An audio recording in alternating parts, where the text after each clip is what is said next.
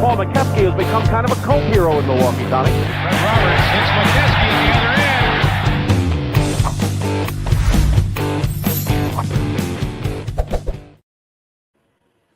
end. And good evening, everybody. Welcome to the latest edition of We Got Next. I'm Ricky Hampton with the big fella, Paul McKeskey, coming to you on a Monday evening. Hope everybody had a great weekend. Hope everybody fell back and not tuning into this show thinking it's, Big Boy and Rick will be on in an hour. No, brother, we sprung forward last night. So we hope everybody's here. As long as the big fella's here, we're all right. How you doing, Mo?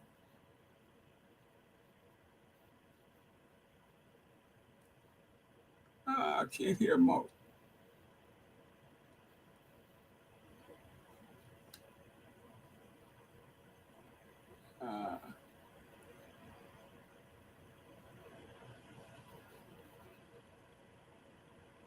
I can't hear you, Mo.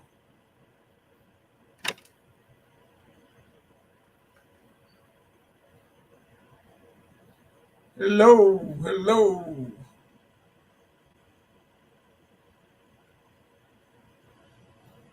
All right. Let's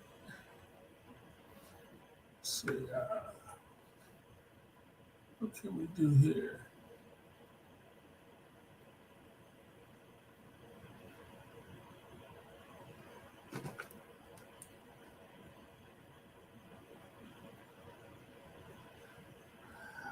Hang in there, guys. We're having some technical issues.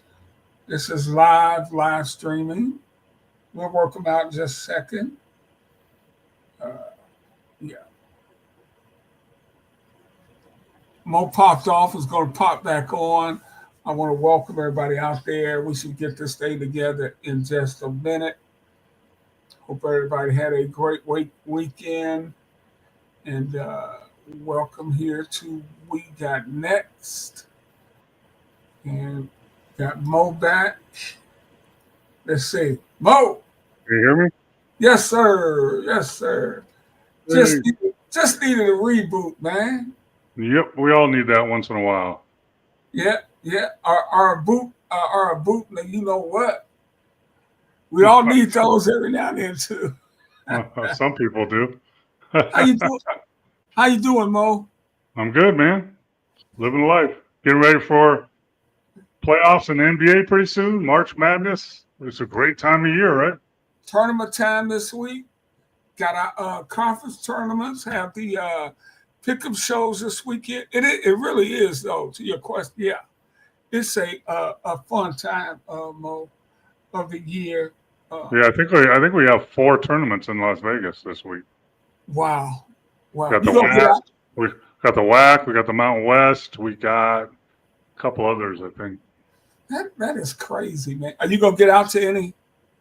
Yeah, I think I'm gonna go to the one in Henderson. I think it's the WAC or one of them, and then I might try and go see Gonzaga play. I haven't seen them in a long time. So yeah, I'll probably go to a couple games. Okay. And then college basketball. I tell you, the March Madness is part of our whole national culture, Mo, and it brings out the best in college basketball. And Mo, you know what? College basketball is so good and so sophisticated now that even the NBA is stealing some of their plays. The Memphis Grizzlies are having a really good year, and the secret to their entire success is that they're running an offense from a D3 school in Maine. And I sent you this story today, Mo, because I knew you would get us straight on this. Can I read a little bit of it, Mo, and then get your thoughts? Yep. Yeah, for sure. He said, when Jaren Jackson heard about the Memphis Grizzlies' new offense, he had trepidation. It demanded that all 5 players move in concert. Ooh. Come on now, Mo. Constantly working to maintain proper spacing. Ooh. The defenders and either create or maintain matchup advantages. This is what Jaren Jackson, an all-star NBA player, said. I thought it was difficult, actually. It made a lot of sense, but I was like, damn, I felt like I was going to be thinking more than playing. I'm going to just stop there. Because when you say you want to create space and make sure everybody moving. Man, I wish I would have thought of that. I could have wrote a book on that. What a great concept. I mean, come on, Ricky, that's so stupid. I mean, it's called motion offense. We used to call it open offense. Colleges have been running it. High schools, shoot, I ran it in high school 100 years ago. And it's about spacing and less pick and rolls. Yeah, I give them that. But it's about read and react. Look up read and react. Go to YouTube and look up read and react offense that came in 15 years ago. It's the same thing. It's about spacing, player movement, ball movement. It's so simple. And if you're a player that has any brain at all, you can figure it out, and it makes it really easy to play. Let me read you. I'm going to read you from my list of Coach Mo's open offense that I've been running for over 20 years, okay? This is Coach Mo's motion offense that I created and invented 20 years ago. No, I didn't. I stole it from people. Come on. So there's 13 rules. Okay, you ready for the rules, Ricky? Yep. Okay, number one, this is what a lot of players struggle with, believe me, because they're so selfish. A lot of players struggle with this. Do something for someone else. Do something for someone else. What does that mean? That means the offense relies on unselfish play, smart team play with players reading each other and working together to get the best shot possible each time down the floor. Sound logical? Yeah. Okay, here's rule number 2, attack. Motion begins the second we secure the basketball. Our outlet pass or inbound pass and a hard push are the beginning of our offensive attack. We want to continually push the ball after makes or misses to create easy baskets. Man, I'm smart as hell, aren't I? Okay, here's the rule number 3, push. We want to be ultra quick transition from defense to offense. We're always in the attack mode. Sprint to the corners, big rim run to the rim, and the last big is the trailer. You see that every day. Here's number 4. Here's spacey, Ricky, right? Focus on this. This is important. This is about spacing. Start wide, stay wide. That means don't crowd the lane, get out, start wide, stay wide. Starting wide gives us openings and angles to drive to the basket. If you read that offensive thing, that article you just read, it has that exactly in it. Wow, there's so many lanes to drive. Okay, this is it. Stay wide and completing our cuts and getting back out past the three-point line. This is called, ready for it? Relocating. When you read that article, Ricky, relocating. They relocate. Wow, that's amazing. They relocate. Amazing. Rule number 5, keep the floor balanced and spaced at all times. Players should remain at least 17 feet apart at all times. We need to recognize and rebalance the floor quickly. Wow, that's amazing too. Number 6, cut. Cut. Cuts are better than pickaways. Good picks and cross picks and flare picks are okay. If you do pick away, look for slips, especially against switching defenses. Wow. Ooh. Number 7, pay attention to the man in front of you. His actions will often dictate what you should do. So if you're in between me and the ball and you cut to the basket, I'm going to fill your spot. If you stand there, then I'm going to cut. You're going to tell me what to do. Pay attention to the man in front of you. Be decisive and effective. No matter what you do it quickly and do it with purpose. That way your teammate can read your actions and it can be effective, right? Don't fake guys out. If you're going to cut. Okay, here we go. Number 9, minimize dribbling. Ooh, minimize dribbling. The dribble should be used only to attack the basket, create penetration and kick opportunities, feed the post, rebalance the floor. That's how you use your dribble. Keep the corners filled. In transition, wings must sprint to the corners, given depth to our break, keep corners filled to baseline drive and baseline kick, keeping the opposite corner filled when the ball goes into the post. Read that article. It says exactly that. Move after feeding the post. So when you feed the post, don't just stand there and watch. Go to work, man, go to work. No. After you feed the post, you cut either middle or baseline after feeding the post. And then guess what? You relocate. That's amazing. Number 12, give space to ball screens. So if you do use a ball screen, it's important that all players recognize there's a pick and roll coming and get to your spots and space. Here's number 13. 2 players must cover back. Those are the 2 players in the back of the action. They have to cover back. And so those are my 13 rules of open offense. They're in the article that you just read, Ricky. And here's my other point that I'll tell you, and then I'll let you make a comment or whoever. In open offense, motion offense, read-react offense, thinking man's offense, that's what they call this. You know, magical Memphis thinking man's offense. There's 8 spots. There's 8 spots on the floor. 8 spots that you fill. Either the corners, the short corners, the 2 wings, or the 2 top positions. Those are 8 spots you can fill at any time. If they're open, you fill them. And you keep moving when those spots open up. There you go. There's a lesson in the magical, mystical Memphis offense. Thank you, man.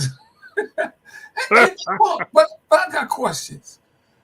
Do you tailor offenses around the personnel you had, or do they have to fit what you're doing? How does that work? In this offense, every player plays every position. Every player plays every position. Now, do you want your guards and wings up top? Yes, you want them up top more. But can your centers and forwards be there? Joker, yeah, absolutely. You can fill those spots.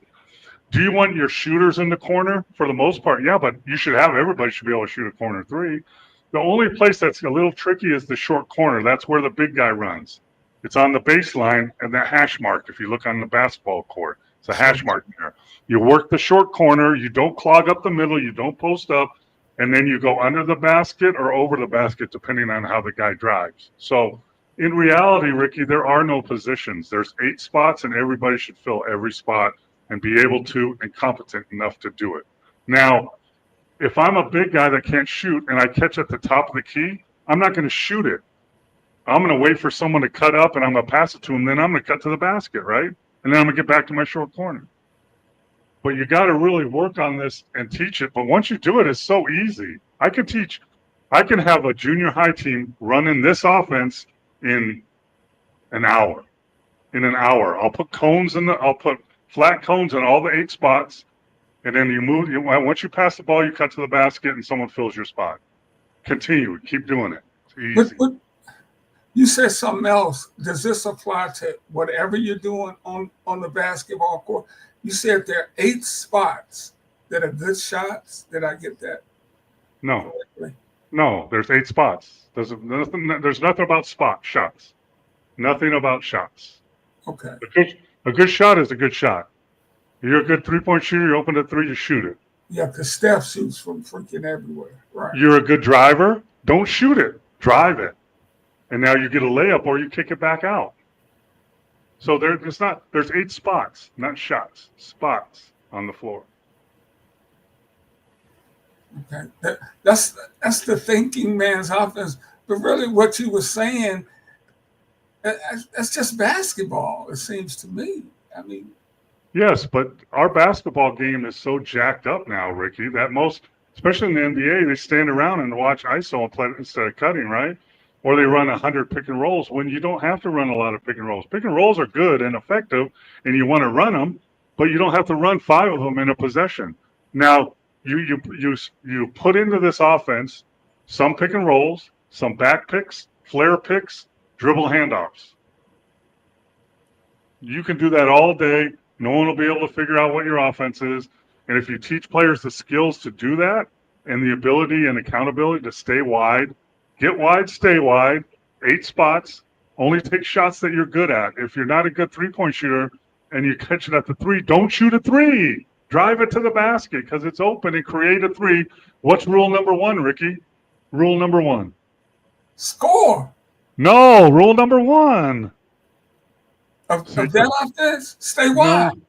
No. See, you rule number one is do something for someone else. So I could do something for you, Ricky. I can set a pick for you. I can get wide and create space for you. I can cut to the basket and create space for you. I can flare pick for you, and you can come off me as a flare. I can do a lot of stuff for you. But Coach, I tell you every week, they're leaving me wide open. There's a reason for that. You know what? Here's an idea. Are you really a good 3-point shooter, Ricky? You're shooting 25%. Are you really, Rick? Are you really good? Okay, so don't let them bait you into shooting the three. You're a really good driver, Ricky. So when you drive, you can create contact, you get to the free throw line, you can shoot your floater, or you can kick it out for a teammate like me that can actually shoot the three. Three good things you can do instead of shooting at what they want to do. That's like Calvin Murphy when you came in the league. Hey, Rook, get the ball and send me picks. Just set picks for me. I mean, really, Ricky, you said it right, though. It's playing basketball. And when you do it that way, it's a fun game for everybody because nobody gets all the shots. The shots come when they come in the flow of the offense and their spacing and movement. And everybody's involved, and everybody touches the ball, rather than Ricky. You bring it down, dribble 20 times behind your back like Harden, and then shoot an off-balance three. Yeah. What am I doing? What am I doing? I'm just standing there waiting. Hopefully, maybe I get your rebound. Yeah. It's a great way to play. It's easy to coach if you know what you're doing and can communicate to your players, and you do all those actions in practice. Little by little, you grow them into this, and then you hold them accountable to do it in practice. Then they do it in games, and you watch video, and why are you standing, Ricky? You should be cutting. You know, I'm open. Yeah, I know you're open, but it's better for me if you cut. Oh, okay. So this is the way to play the game, but so many teams don't do it that way. I mean, when you watch the Milwaukee Bucks, my Milwaukee Bucks, who I get frustrated because I watched them the other night. Giannis is getting rebounds, dribbling down the floor, going for a layup. Maybe he gets fouled. Maybe he dunks it. Maybe he dribbles it off his foot. Maybe he turns it over. Instead of just moving and passing to Lillard and cutting and getting it back and then driving. And it's so frustrating for me to watch the game because doing it this way, that's why I like FIBA basketball. FIBA basketball plays like this. When 2012, when we were preparing Great Britain for the Olympics, we played Russia in a preseason game. They had Karolinko back then. They ran this to perfection. We didn't know what was going on. Guys are turning their heads, losing their guys. They were getting layups. We're like, where's everybody? Because there is no plays. But if you can do this, I'm telling you, high school, junior high, college, NBA, if you will teach this way, it's really fun to teach too. Now you got to get better players in those positions that they can actually shoot and drive and dribble, which most 7-footers want to do now, right? Mobley would be great in this. Mobley would be awesome in this. The Joker is great in this. And because this is yet another reason why we're not going to win the Olympics in 28. Not unless some people figure this out. When you watch the Olympics, in the past, USA has had the most talent, hands down. That's catching up with us. The other thing you notice is the United States don't play like a team. They play like individuals or 2-on-2, two-man game. And you watch, France or Germany, they play like a team. Right? And that's what if we would learn how to do that in the USA basketball, we would be able to beat everybody because if we played like a team, we have more overall talent than everybody, especially at the wing position. You're talking about Tatum and all these guys playing like this, forget about it.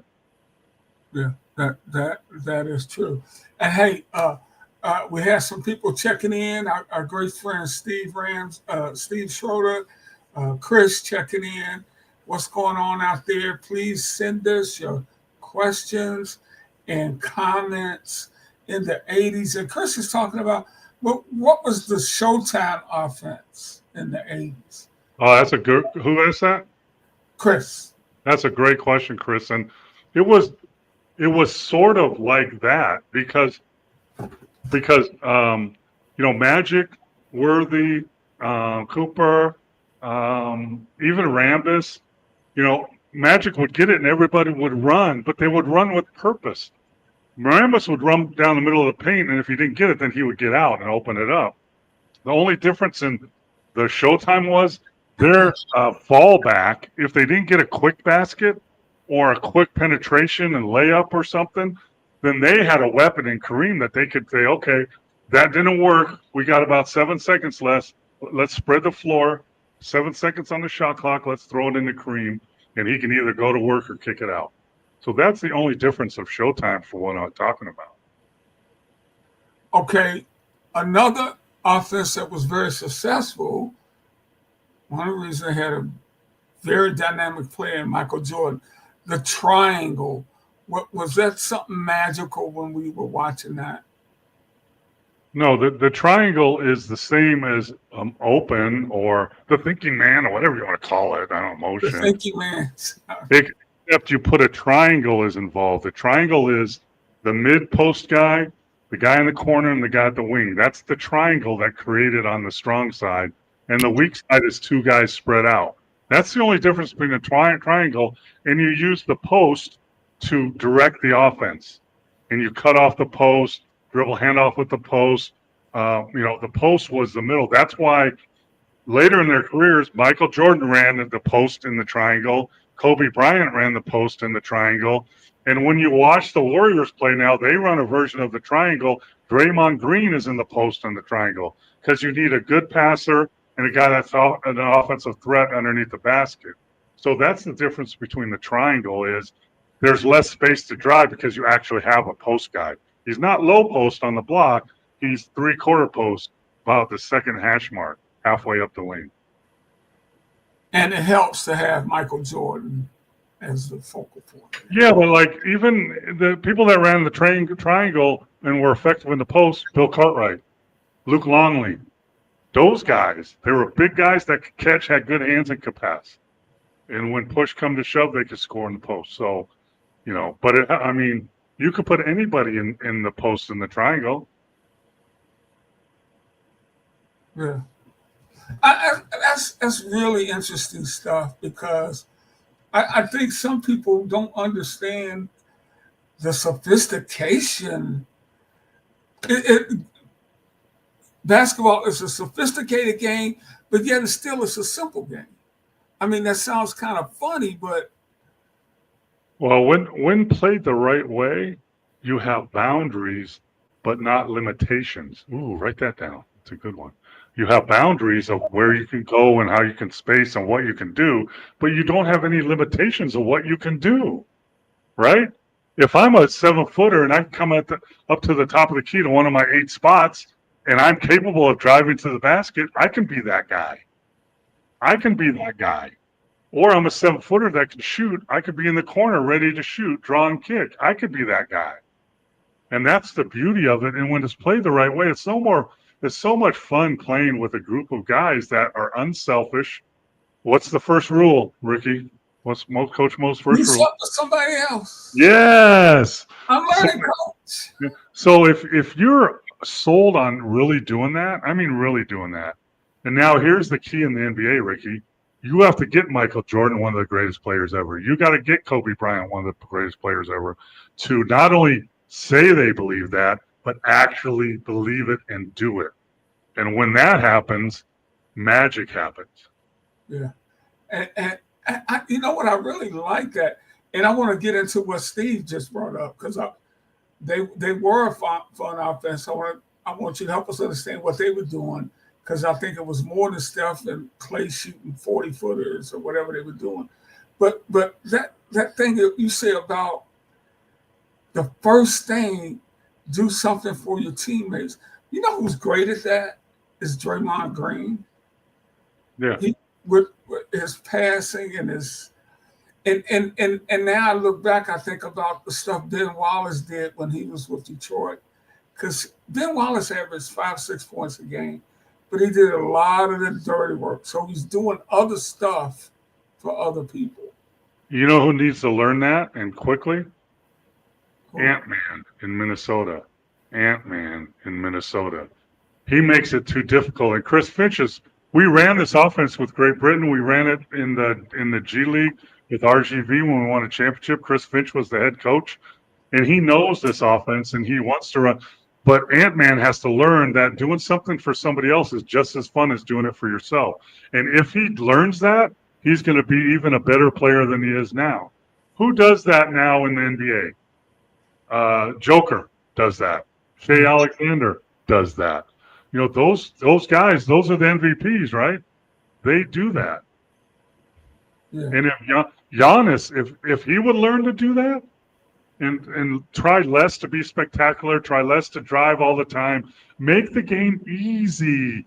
If you'll pass it, cut, and relocate, that's relocate, and then catch and drive, there's not going to be a defense loaded up on you anymore and waiting on you. And the game is much, much more easy. Magic Johnson was probably the best at that, right? Yeah. Ever. He did for everybody else. He made sure even Kurt Rambis got 8 points in the first quarter. Here, take that, because he knew he was going to rebound at the end. He was great at that. The best point guards are great at that. You are watching We Got Next. I'm Ricky Hampton with former Milwaukee Bucks center Paul Mokeski. Be sure to subscribe to our show at Sports Fluid. You see it scrolling under here. Check us out. We're here every Monday at 9 p.m. Eastern. Steve asked a good question. What was it the Warriors were doing their run? What would you call that offense? Whatever you want to call it. It's the same. Basketball. It was ball movement, basketball movement. The Warriors had a lot more flare picks, back picks. So they would feed the post. If I fed the post, you would come pick for me, Ricky, and then I would flare out, and the post guy would hit me over the top. They ran a lot more of that. If you went back then, and I did, I went to the Warriors shoot around here in Las Vegas a couple times. If you went to their shoot around, nobody called a play. They would run all their action, dribble handoff, side pick and roll, flare pick, cut, recut, double stagger. They would run all that automatically. Coaches didn't even have to say anything. It's amazing. You watch their practice, it was amazing. I think they've gone away from that, and I think it's hurt them. But they were able to flare because they had two extraordinary shooters too, right? Yeah, but you can catch a flare pass and drive it because the defense is rotating to you. Still effective. And then if I can shoot a little bit, I just ball fake and then I drive it. You're running at me. I just flared, I caught this, I fake you, and then I drive around you. Easy basketball, easy money. Yeah. Yeah. Sounds good. Sounds good. Hey, I'll tell you one more thing about that. That's because when I played back in the 80s and in the 80s, pretty much, basketball was more two bigs, high low. The middle is clogged up, really nowhere to drive, and it was more mismatches. If we had a mismatch on Ricky Pierce in the post, we posted him up. We just knew it. We didn't call it. We knew it. A mouse in the house, get Ricky the ball. If Sidney wanted some space to drive, we did that. So it was more taking advantage of mismatches back then, and that's why it was slower game and got more physical. Now the game is opened up with the rules, and guys are better three-point shooters, or they're allowed to be because they shoot more. So that makes the floor wide open, which is what the NBA wanted with all their offensive change rules. You can't play zone. You can't do any of this stuff. You can't load up. But that's the difference in the game then and now. And now, in my opinion, it's a hybrid of NBA and Euro basketball. Yeah, yeah. Hey, Mo, is Draymond a Hall of Famer in your book?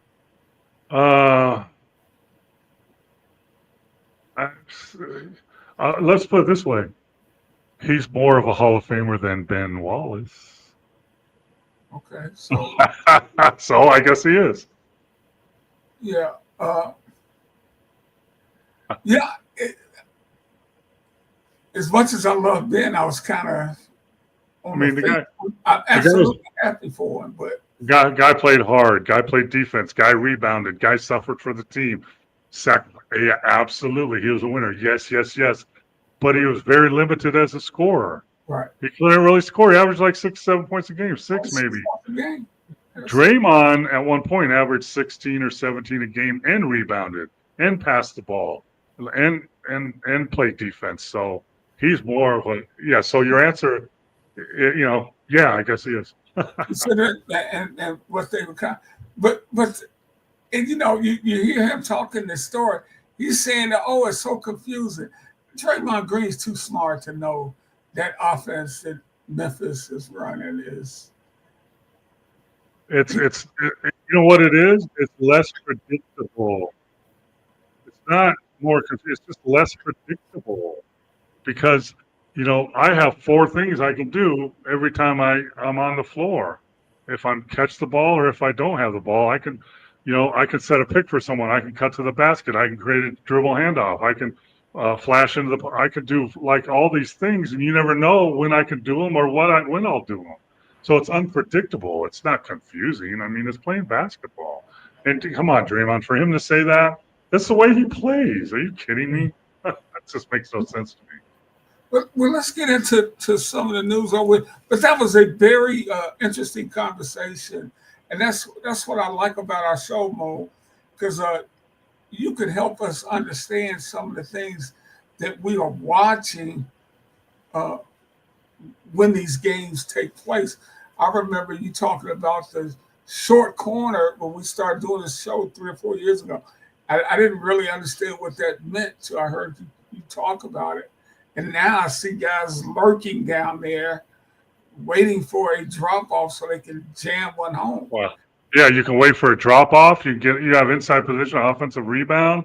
You got all kinds of good stuff. And now they're actually, instead of little lob passes, they're throwing little bounce passes to those dudes around the hoop. So, maybe one of our shows I'll get my whiteboard back up and draw some stuff up. But Yeah. yeah, short corner is now a weapon. Nobody, well, where's the low post? Well, it's just the low post is now mid post or short corner. That's So where cool. it is. Yeah. Hey, let's get into some of the goings on as we head to the playoffs. Hey, LeBron's out for a week or two. What do you think that does with the Lakers, Mo? Well, I mean, it hurts them obviously because they're on a roll. I think they're in the second spot at 40-22 right now. Yeah. And I think there's 20 games left, and they have a stretch of, they're not playing little weak teams. I mean, they go on the road next and they play 3 games. They play Brooklyn, that's great, but then they go to Milwaukee and play, and then they play Denver. And then they have Phoenix, San Antonio, Denver, Milwaukee, Chicago at home. Then they go on the road and play Orlando, Indiana, Chicago, Memphis. Then they finish up for some weird reason. The second to last week in the season, they play Oklahoma City back to back in Oklahoma City. I don't know if it's a makeup game or something, maybe from the Fires or something. But so their schedule is not great to have him out. He and Luka were getting to play together more. The role players were feeling it now. They got something going on, and this is going to put a hold on it. But if Luka's healthy, he can pick up the slack. And really, so if you drop, I mean, it's a close race, but if you drop, right now they'd be playing Minnesota in the first round. They don't want that. All right. But if you drop, you could be playing the Warriors or Houston or, someone like that. So it's kind of in the West. It's not as big a deal as if it was in the East. So I think they'll be okay.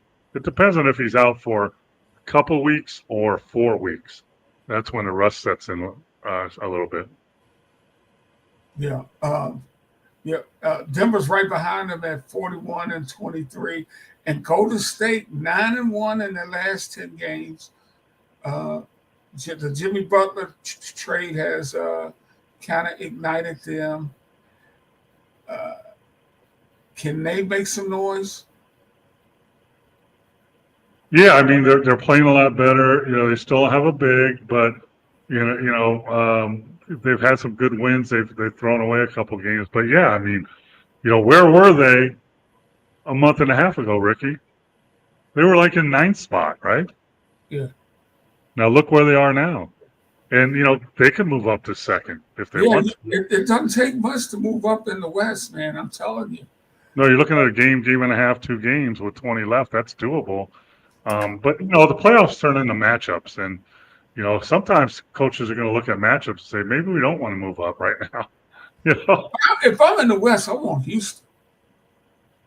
Yeah, and they're in fourth right now, right?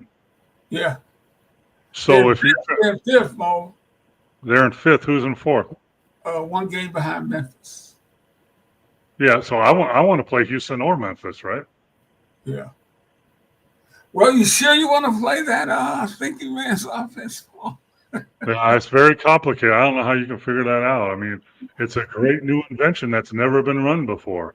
It's like a miracle offense that no one's ever run it before. And of course, in the top of the world, Oklahoma City Thunder. And Paul, I think you called it when they signed Harkenstein that he was going to be the guy, the difference maker for.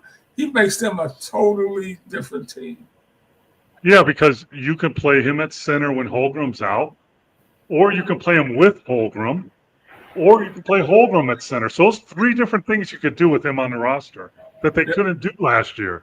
They couldn't do that last year. When Holmgren went out, that was trouble. So now you take the pressure off of Holmgren. Harkenstein does he's a guy that does stuff for other people. He rebounds, he's physical, he plays defense, he sets picks. He does all that stuff. He works the short corner. And, so now you just give OKC another serious weapon, even though he's not top 10 score. He's not a great scorer or whatever, but he has 11 points a game. I mean, and what, 9 rebounds, something like that? 11 points, 9 rebounds. So, I mean, but he's physical. He's big. He can catch the ball. He can dunk it. He can protect the rim. And he frees up Holmgren to play 4 more than 5. It's huge. It's huge. And, Caruso is a nice addition at the wing, too, because he's a veteran and he's been there before. Those 2 moves in the offseason made OKC a serious threat for the championship. Yeah, and Caruso's tough as nails, too. Yeah, so both those guys, they weren't the big signings, right? They weren't a big Luka trade. They weren't any of the big signings. Everybody's like, whatever. Those 2 pieces, that's why OKC's front office is so smart. Let's get a big physical player, and let's get a wing that's tough, and he's been there before. Bingo, bango, bongo, they got it. And now they're a legit championship contender. So we're staying in the West. We'll get to the East. What do you do with Dallas? You lost Kyrie. You had Anthony Davis for maybe 3 quarters. You traded Doncic. You're 32 and 33. You're in the 10th spot for a play-in. But come on, man. I mean, play-in? Are we talking play-in? Well, you are when, AD went down. Even when AD went down, they were still legit with Kyrie, right? Yeah. And still, Gafford was hurt. Lively is hurt. I mean, hell, you looked on the bench the other day. They only had 3 guys on the bench. Yeah. Everybody's hurt. They had 6 guys in street clothes. So guess what, though? In a month or so, all those guys are going to come back. So the problem is, if Kyrie was the guy coming back when all those other guys come back, you got a chance to make some noise in the playoffs. But Kyrie's out, and AD's the guy coming back who plays like Gafford, who plays like Lively. He's better than them, but you don't have a guard, and you have Christie, who's really playing good, great. He's the finding gold in that trade, right? He's playing great. You don't have a legit point guard. I mean, I don't know if there's anybody out there that's a free agent that you could bring in last second that can, he doesn't have to score really. He just has to run the show. But at this point, I mean, if you don't find that, I mean, what's the point? Yeah. Some people are talking about maybe they should tank Well, they don't have to tank. They don't have to. They just have to play. They don't have any players. I mean, the only question mark was, do you bring AD back after his injury? That's the question. Do you want to just rest him? Do you call that tanking or being smart for next year? I don't know. I don't know what his injury is. That's the only question. I would bring him back and limit his minutes of playing. And but you're not tanking. You don't have enough bullets in the gun to win the fight. Yeah, just go out there and play. We'll be okay. Yeah. And I want to get to let's go to the East and Cleveland. Man, you talk about another good team, 54-10. They've won 10 straight, brother. They won 14 straight, actually. My goodness. 54-10, 8 games over Boston. Clearly the best two teams in the East, with the Knicks sitting at the 3 spots. My beloved Pistons, 36-29, in good shape for at least the 6th spot. Your thoughts over there with Cleveland? Boston's the only real challenger I see. I don't think Milwaukee's ready for them now. Well, it depends. Portis isn't playing. He comes back in a couple weeks, so I think that could be a game changer for them to be able to be competitive. But Cleveland, we talked about Cleveland last year, and what did I say? I said they have one of the best starting fives, but they have no bench. That's what I said. Now they have Jarrett Allen, who is healthy now, playing the 5, which moves Mobley to the 4. They still have one of the best backcourts in the league, Garland and Mitchell, right? They're one of the best backcourts in the league. And then you got Mobley, who's becoming a 4 and becoming one of the staples in the franchise. And then they did something so smart. What did they do at the trade deadline? They got DeAndre Hunter, who's averaging 18 points a game, a 6'8" wing, 3-and-D guy. Guess what he can do? He can guard Tatum. Hello. So that move, really, really helped them. They have LeVert. They have Strus, who's a shooter. So now they're the real deal that can compete with Boston. They actually went into Boston last week and beat them, even though they're down by like 18. So, the Cavs are legit. I don't know if here's the deal. If Boston has Porzingis back and healthy, they win that series. If Porzingis is not healthy and not playing like he did last year, then I think Cleveland wins the series and wins the East. Well, there you go. Man, I tell you what, if they hook up in the conference final, that will be a great series. I would love to. Actually, I'd love to see the Pistons in the finals, but that's not going to happen. But I think that would be a great series, Cleveland and Boston over there. And you got Indy, actually Milwaukee, Indy, and Detroit, they're all fighting for that 4th spot. But, man, I like the Pistons in the 6th spot. I like their matchup. They seem to match up well with the Knicks. So maybe they could stay there and go in there and do something. But, you know what's funny? I know you don't get to see them a lot, Mo. Cade Cunningham has been terrific, and he has to handle the ball a lot, I know. But against the Warriors the other night, he had 9 turnovers. If he has 5 turnovers, they win that game. Every time you double Cade, he throws it away.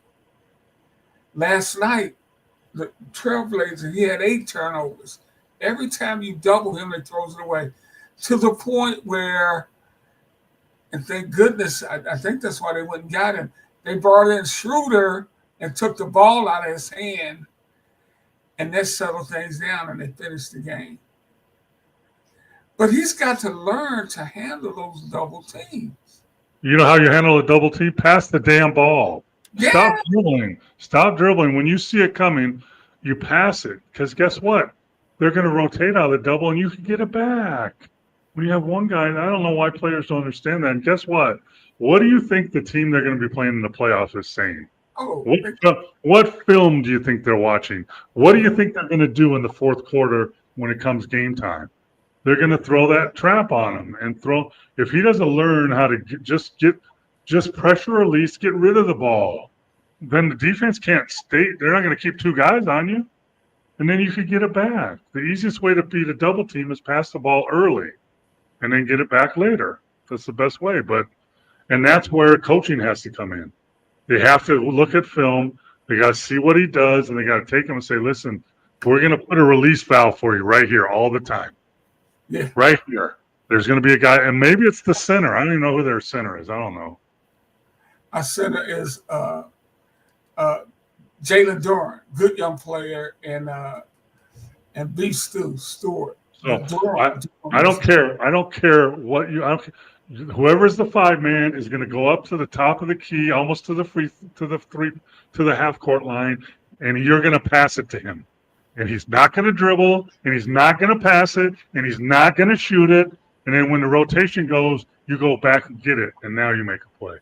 Yeah, but he's got to work on that. He's gotten a lot better, but he is still so freaking careless with the basketball. Hey Mo, and where we had another one. Oh, Steve said OKC, and OKC still has 30 first-round draft picks. They probably do. I think they have 3 this year. I looked it up. I think they have 12 left or whatever. Yeah. So, depending on how this year goes, I mean, but they are one of the lowest salaries in the league. So they want to keep it that way because guess what? All these guys you're talking about, I think Shea Alexander's still on his rookie contract. Yeah, you're going to have to pay him. You're going to have to pay him. So, use those draft picks as assets to get more draft picks or another veteran player, but you don't want to sign another superstar because you won't be able to pay all of them. Yeah. And one of Coach Mo's rules, you don't need the 12 best players. You need the 12 players to make the best team. Did I get that right, Mo? Absolutely. I mean, and it makes absolute sense. If you have 5 Magic Johnsons on your team, you're not going to win a championship. I don't care how good you are. Right. Exactly. Hey Mo. I read. I don't know if you got a chance to see this. I sent you the story. Steph Curry is going to be the assistant general manager at his alma mater, Davidson University. Percy Miller is going to be the president of basketball operations for the University of New Orleans basketball team. I mean, Steph still has a day job, and I don't know if Percy Miller is still rapping or not, but really, so Percy's going to go there and try to get some exposure for Orleans University, whatever they're called. That's great. The impact will be Steph Curry, because if you're going to be a general manager, guess what you can do as Steph Curry? You can bring in NIL money, which means you can buy whatever players you want. And he can even put it for his whatever his companies are. He's got like 8 of them, right? They can put together NIL packages for players at Davidson. And he's the assistant GM. That means he's not there every day. He's just having input like a consultant. That's a great position for him. So I guess, how many millions of dollars do you think Steph Curry could bring into Davidson University? Yeah. He could go in his wallet and give him $5 million. Oh, 20, 30 million. Easy. And guess what you get for $20 million? You get 5 of the best players in the country. Well Mo, let's talk a little bit about this, especially with, we got the tournament started up. We all love March Madness, and we got to get our sheet together so we can do our picks. But what your thoughts about college, the business side of college athletics now? Because, you got GMs not only in basketball, but college football now. It's professional. Is this just where we are? Yeah, it's professional. It's professional. It's professional. You have the players are getting paid, right? Yeah. That's professional. You have NIL money you can give them. That's salary, right? That's professional. Except you have free agency, unlike the NBA or anywhere else. All these players are free agents. They can go wherever they want at the end of the year to the highest bidder, and there's no salary cap like any of the other sports. So it's the NBA, NFL on steroids, just with young players. You can pay players whatever you want. There's no salary cap. You know, the guy that's going to Utah or wherever he's BYU, wherever he's going next year, the best player in the country, he's going to make $7 million. So there's no salary cap, and there's no limit to free agency. You're a free agent every year. You're a free agent. So so why wouldn't you hire general managers to see how much money can we bring in? We got $20 million this year. Who are we going to pay it to? You know, in football, we need a quarterback. Obviously, we need good offensive line. We need some pass rushers. We need some great receivers. That's what we're going to spend the money on. In college basketball, we need a couple bigs that can rim run and protect the rim. We need some shooters and some wings that can score and drive, and a couple point guards that can run the show. There you go. $20 million. You're in the Final Four next year. Easy. You cool with this? It's not my choice. I mean, I don't think it represents what college sports used to be, but it's too late now, right? Yeah. What are you going to do about it? If you try to, the NCAA screwed up. They put NIL in the same year they put transfer portal. So they threw two devils in a box and opened them up at the same time. Here you go. Figure it out. They didn't have any guidelines, and it sounds familiar about what's happened in our country now. There's no guidelines. There's all kinds of crazy stuff going on, and that's a problem because you can't backtrack. I mean, so if you said, okay, no more transfer portal, there would be probably 1,000 lawsuits next year from athletes that were told there was a transfer portal, and now you're telling me there isn't one. That's against my rights. Same with NIL money. It's professional. And you got the sports gambling now, FanDuel sponsor. I mean, during the games, they're putting up, okay, this is the parlay and all that. And I say that because there's so much money out there. Going back to the University of New Orleans, there's an investigation going on there, into the New Orleans basketball team regarding gambling. They had to sit some players recently because of an investigation into sports gambling. And you know what that sports gambling is now? It's not like the old days. It's not whether you win or lose. There's point spreads, that matters, but that's not where these players are getting in trouble. They're getting in trouble with parlay bets and individual bets. So if I play in a game and Las Vegas sets my game stats that I'm going to play tonight, and we have an over-under on 10, and Paul scoring 10 points, we have an over-under on Paul getting 5 rebounds. And if I know that, and Ricky, I'm gonna miss a couple of shots on purpose, bet the under, you can make a lot of money. Or Ricky, I'm not gonna go after a lot of rebounds tonight, bet the under. You can make a lot of money. That's where these players are getting caught. And they're getting caught at the smaller schools that don't have the NIL money. And they look at the other schools that are paying players $1 million. Why is that guy making $1 million? He's playing in college just like me, and I'm not making anything. You got a problem. Yeah, absolutely. Hey, we're just being joined by some of our friends who were on Twitter. We were having some technical issues with our Twitter feed, but it's back up now. And better late than never, everybody. You're watching We Got Next. I'm Paul Mokeski, along with I'm Ricky Hampton. Paul Mokeski. You need to rewatch this. You need to go on YouTube and rewatch this. And the first 30 minutes, you're going to learn about basketball 101, the new thinking man's basketball that I've been for 20 years. a really interesting conversation. Hey, Mo, do you think Cooper Flagg will be the first player drafted? Yeah, I mean, I've watched. I don't know how much you've seen of. Well, I saw him in person early in the year when Kansas beat him here. He didn't look very, very good, quite frankly. But then he's been really good. There's really no other standout in college basketball that I can see. I haven't watched it that closely. Yeah, he's going to, he's 6'8", 6'9". He can shoot. He can drive. He's athletic. I can't see anybody else. But the question is, does he want to go back to Duke? Yeah. I mean, if Duke can come up with $10 million, he'll go back and play one more year. Yeah. He just turned 18 years old. That's amazing. He just turned 18 years old this month. Yeah. So do you want to go in the NBA, even though you're going to be the first pick? And you get, okay, Cooper, here, go guard LeBron. Go guard. Go get that old man.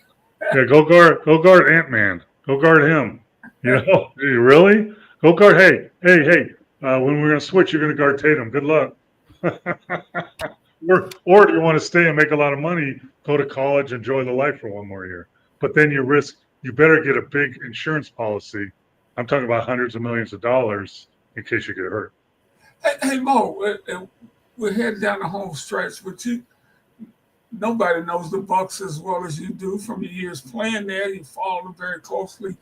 Is Giannis where you thought he would be in his career after that?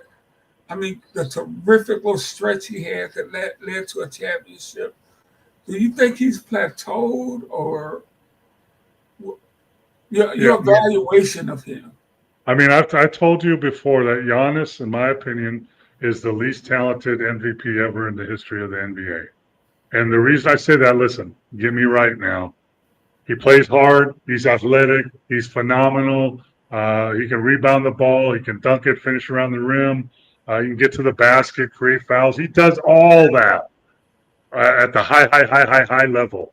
But he hasn't created himself a decent three-point shot. He hasn't learned how to make free throws consistently. He doesn't have a good mid-range game, and he turns it over not as much as Cade Cunningham, as we talked about, but he turns the ball over a lot because he's not a great passer. So after all these years, you've been MVP. But don't you want to work on those three basic basketball things? Michael Jordan, Larry Bird, Magic Johnson, some of the greatest players ever, always worked on their game, the stuff they weren't good on. Yeah. LeBron make threes. He shoots 40% from three now. I mean, yeah, because he worked on it. Yes. And he's a better free throw shooter, too. I mean, I don't understand why Giannis hasn't learned to become a better free throw shooter. It's mental and repetition and working the right way. Stop taking so long to shoot it. Simplify 1, 2, 3, 1, 2, 3, release it. It's easy. I can teach you that. How to create. He should spend all summer working on, getting to the basket, but pulling up 8 feet short so he doesn't charge or turn the ball over, because we know you can get to the basket. Why don't you work on all those things? I don't understand. Hey, here's another quick one. We talked about him earlier. Are you worried about? I know why Chris asked this question, because Cleveland has struggled in the playoffs the past years. They had some injuries last year, to be fair. But how do they step it up for the playoffs? Well, what did I say? They picked up Hunter. There you go, right there, Hunter. And they got Allen, who's their center, is back, right? Who was hurt last year. There's two things. Bingo, bango, bongo, you got a chance at winning the East. Yeah, that's right. The first thing to do is stay healthy. Man, I tell you, we are now packed with our friends from Twitter on Sports Fluent. We appreciate you guys being out here. Unfortunately, we got to get out of here. We're at the I think one of the other things I'll tell Chris is, I think it's time for Mobley to step up his game and become more of an impact throughout the game. He does it. He impacts the game in short spurts, but to be a success in a 7-game series and make the run they want, he needs to become that guy too, and not always defer to Mitchell or Garland or someone like that. If that happens, watch out for the Cavs. Hey Mo, quickly, who's your MVP today? I think, I was looking at that. I thought Shea Alexander, but I don't know if I thought he was hands down, but I mean, Luka is averaging 29, 13, and 10. I mean, he's right there. And Giannis is 27-9. Maybe the Joker, too. He's having a great year. So I thought it was hands down Shea Alexander. I'm not so sure anymore. It's the next 20 games might mean something. How do you judge the MVP? Do you judge it? he's just the best player. He makes his team the best. How does a former NBA player, all the years coaching, scouting, how do you look at that? He's the best all-around player. He can score, pass, rebound, dribble, plays defense, helps his team win. You can't do the most impactful player on the team because most impactful, Cunningham's probably MVP because he's more impactful for the Pistons than anybody else. So you have to go with the best player. Now, that's an all-around player. Scoring, rebounding, passing, defense. Yeah. Absolutely. Mo, what a show, man. What an hour. I want to thank everybody for tuning in. Hey, as Mo mentioned, go to our YouTube page and check out the first half of the show. Subscribe. Yeah, and subscribe to We Got Next on Sports Fluid. But we'll be back next Monday. Everybody have a fantastic week. Hope all your teams get in the playoffs. We'll talk some March Madness next week too, Mo. Yep, I will see some games this week in Vegas. All right, take care, brother. See you next time, everybody. Thanks for tuning in.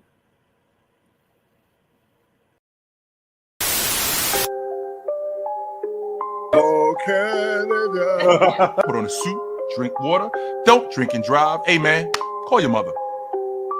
It means nothing. It means nothing. Nah, they lying to you. It's about the money.